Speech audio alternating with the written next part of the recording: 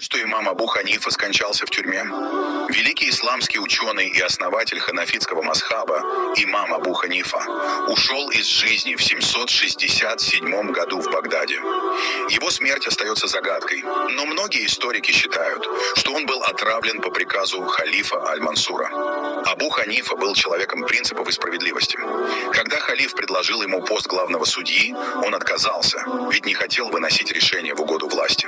Этот отказ вызвал гнев халифа, и имама заключили в тюрьму. Там он подвергался жестоким пыткам и истощению.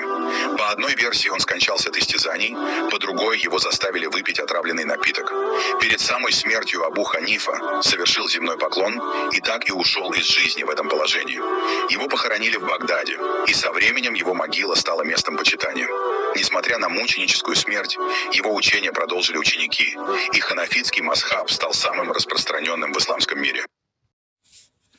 Для развития канала и более интересных роликов, ради Аллаха, нажмите на кнопку подписаться. Спасибо.